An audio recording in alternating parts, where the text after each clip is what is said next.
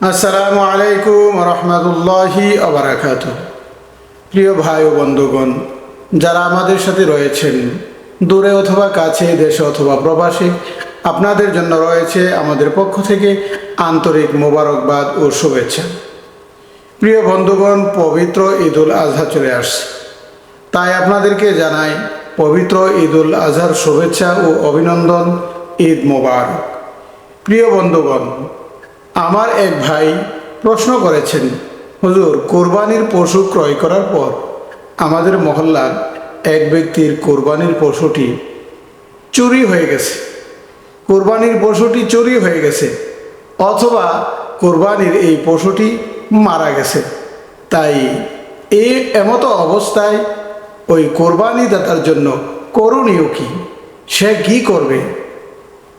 প্রিয় ভাই ও বন্ধুগণ, যদি কোনো ব্যক্তি কোরবানি পশু ক্রয় করেন, ক্রয় করার 2-1 দিন পর দেখা যায় যে তার বাড়ি থেকে কোরবানির পশুটি চুরি হয়ে গেছে, অথবা কোনো অসুস্থতার কারণে তার কোরবানির পশুটি অসুস্থতায় ভুগতে ভুগতে মারা গেছে, এমত অবস্থায় তার করণীয় কি?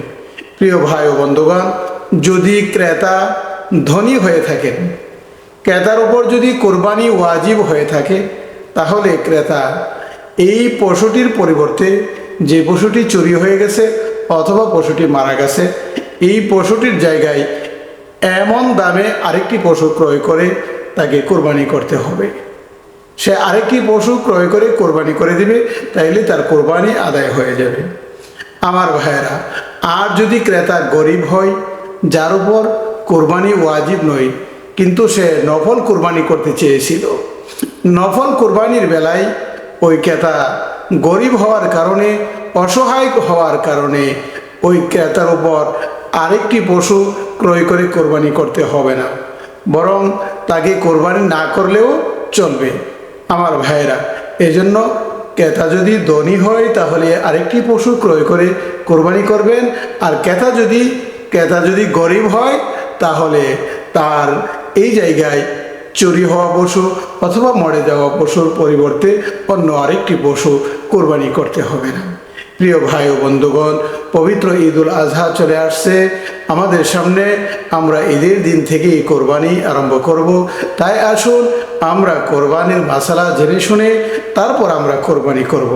আল্লাহ পাক রব্বুল আলামিনের কাছে আমরা প্রার্থনা করব যে আল্লাহ, আপনি আমাদেরকে সঠিকভাবে নিয়তকে পরিশুদ্ধ করে যেন আমরা একমাত্র আল্লাহর সন্তুষ্টি বিধানের জন্য কোরবানি করতে পারি।